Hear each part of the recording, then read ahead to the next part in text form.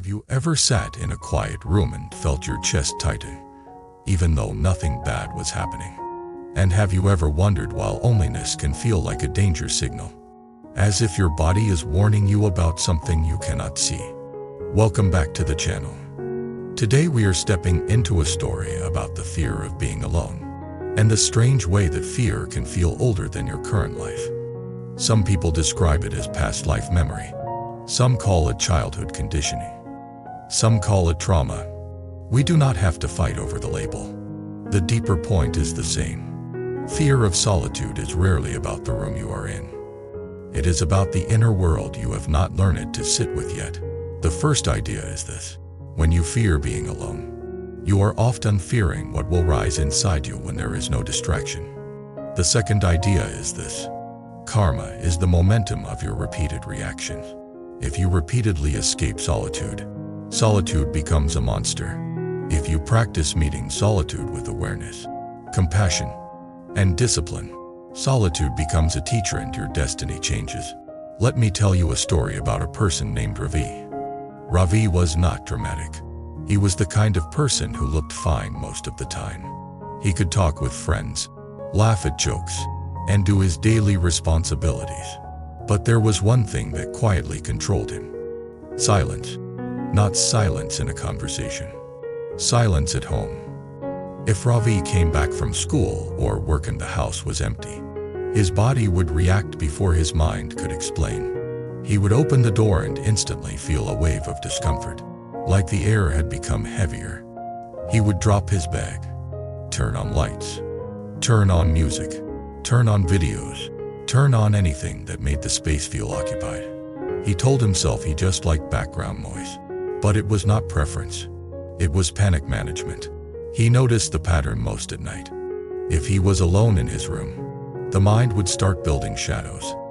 Not ghosts, not fantasies with monsters, but a more realistic and more exhausting shadow. The shadow of thoughts that he could not stop. What if nobody really cares about me? What if I never become someone? What if I disappoint everyone? What if I am wasting my life? What if I am not lovable? These thoughts felt like they were waiting for him. As soon as the world got quiet, they rushed in. So Ravi kept the world loud. And the louder he kept it, the less he could hear his own heart. One day, a friend invited him to a weekend retreat with a man people called the monk. Not because he lived in a forest, but because he had a calm presence and a way of speaking that made people feel seen. The retreat was not fancy. It was a simple gathering with a few talks, quiet time, and a chance to ask questions. Ravi almost did not go. The word retreat sounded like silence. Silence sounded like danger. But he went anyway because he was tired of being controlled by something so invisible. On the first evening, the group sat on mats and listened to the monk speak. The monk did not begin with deep philosophy. He began with an ordinary truth. Most people do not fear being alone. They fear being alone with themselves. Ravi felt that sentence land in his chest like a bell. The monk continued. He explained that fear of solitude often has layers. The surface layer is habit. You are used to stimulation. The deeper layer is emotion. When the stimulation stops, emotion rises. The deepest layer is identity.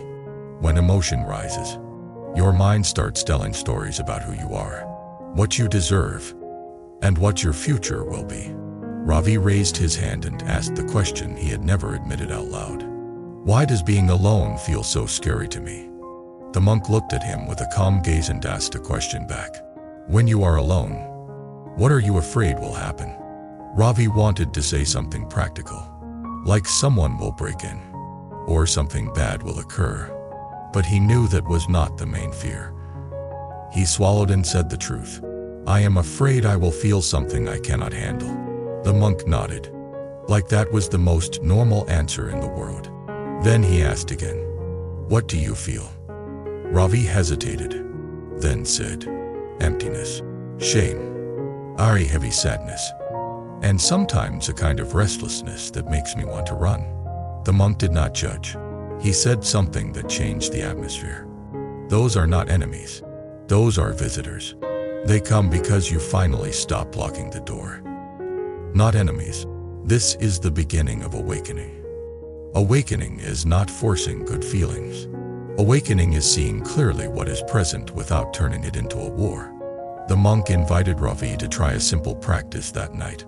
No big rituals, no complicated rules, just a clean experiment. Sit alone for 10 minutes. No phone, no music, no talking. Just sit and breathe. Ravi felt panic rise immediately. 10 minutes sounded impossible. His mind started bargaining. 5 minutes is enough. I will do it later. This is pointless. I will go crazy. The monk said something quietly. If you cannot sit with yourself for 10 minutes, who is living your life? That question was not an attack. It was a mirror. Ravi went back to his room and sat on the edge of the bed. The first minute was painful. His body wanted to move. His fingers wanted to reach for the phone like an addict reaching for relief. His mind started shouting, "This is stupid. This is dangerous. Stop." He remembered the monk calling these feelings visitors, so he tried to treat them as visitors. Restlessness is here. Fear is here. Shame is here.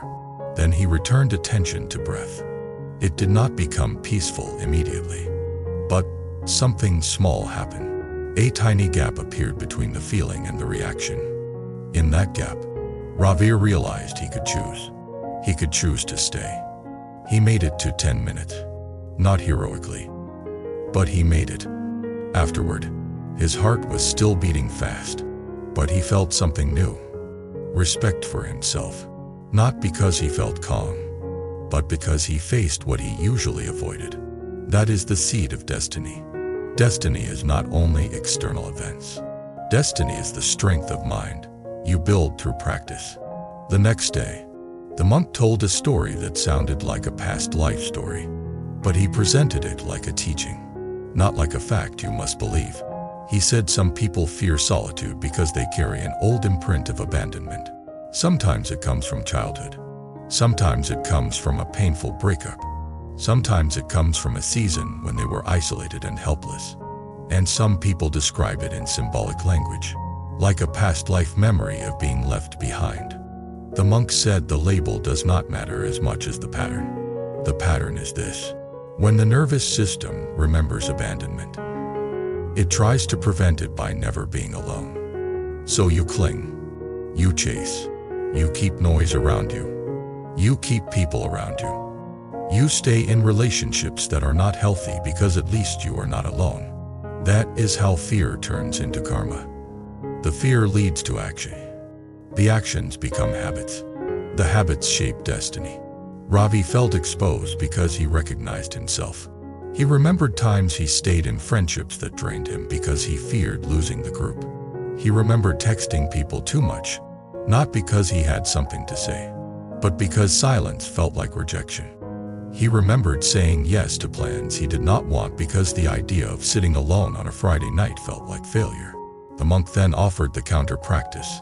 If your fear is abandonment, your medicine is presence. Presence with yourself, not performance, not distraction, not forcing happiness. Presence. He said solitude is not the absence of love. Solitude can be the training ground for love. When you learn to sit with yourself kindly, you stop demanding that others carry your emotional weight. You stop using people as anesthesia. You start loving with freedom rather than hunger. That sentence hit Ravi hard because it revealed something painful.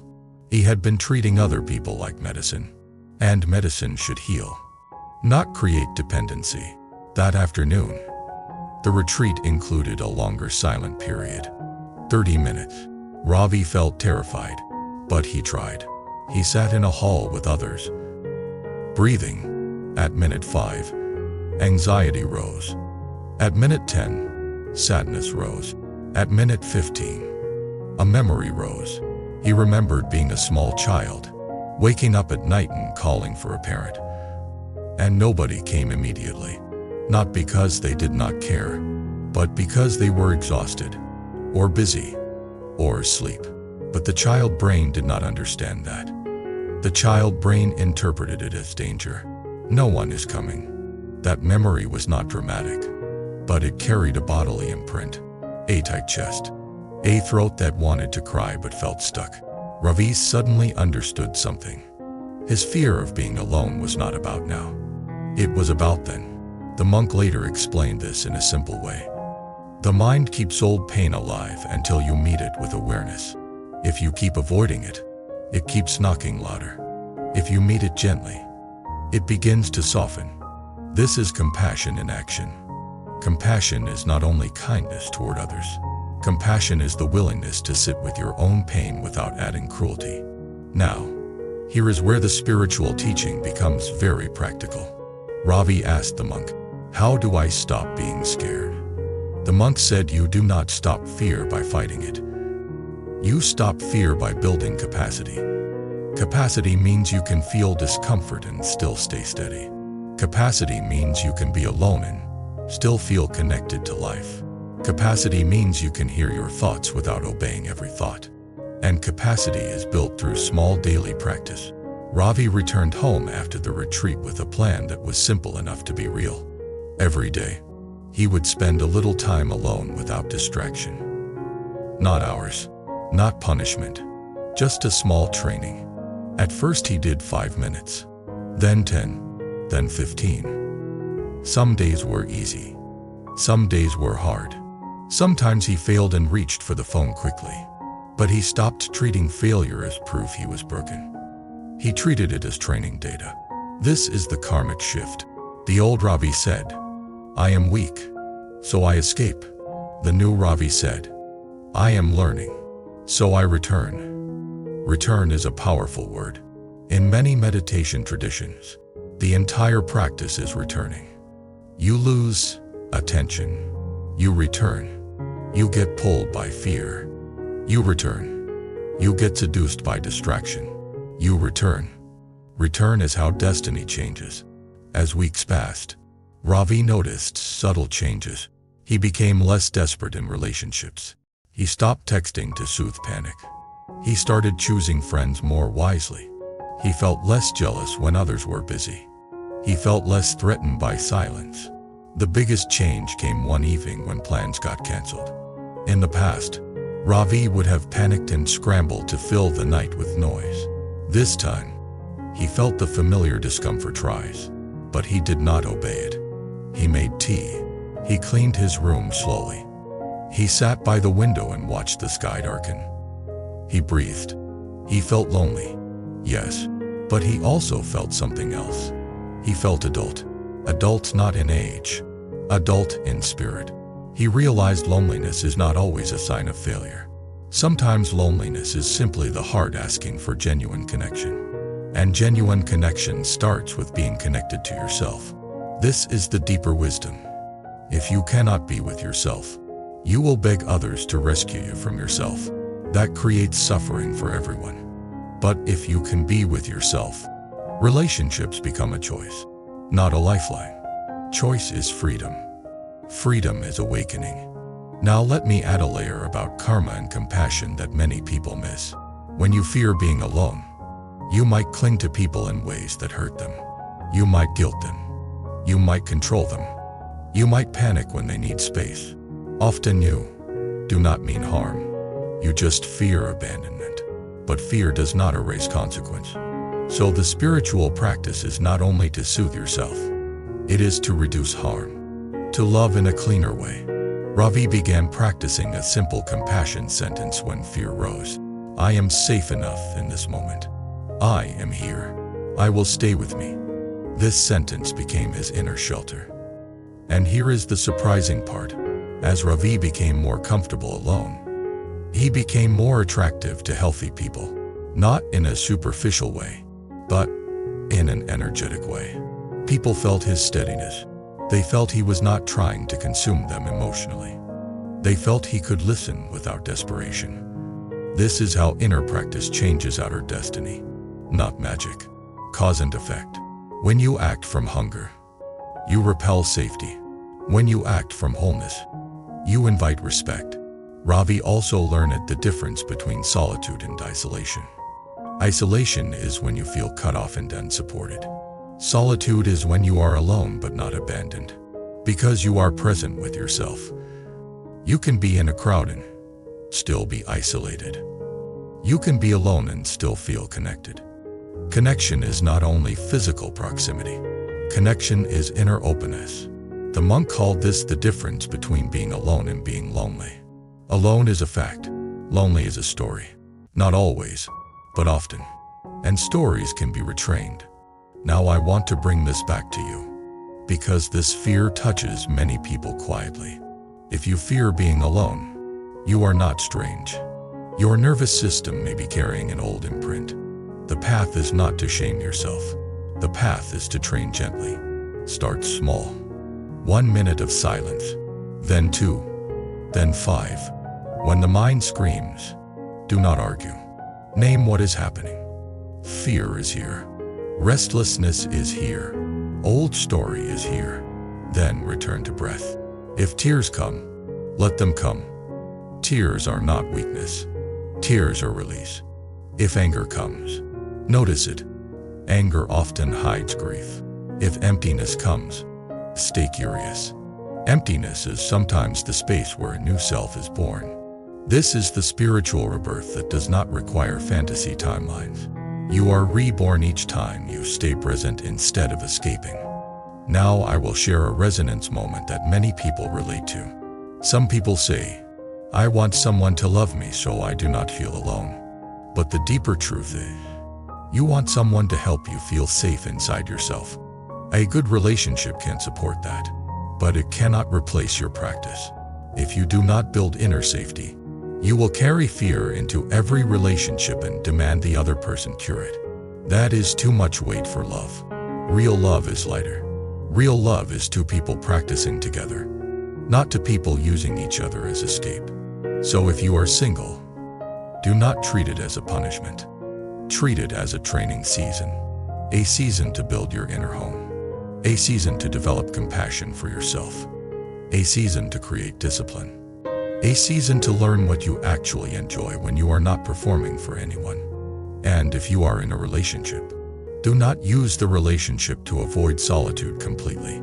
Healthy relationships include space. Space is not abandonment. Space is oxygen. The more you can breathe alone, the more you can love without clinging. That is wisdom. That is compassion. That is karma transformed. Thank you for being here with me today. Now I want you to share your experience in the comments. When do you feel the fear of being alone most strongly? And what is one small practice that helps you return to steadiness when silence appears? If you want more long-form storytelling that turns everyday emotional struggles into lessons about awakening, wisdom, karma, compassion, practice, and destiny, subscribe to the channel, like the video, and leave a comment so this community can grow. If membership support is available and it fits your situation, it helps keep these deep conversations alive. Until next time, may solitude become your teacher. May your mind become your friend. And may your fear become the doorway where your freedom begins.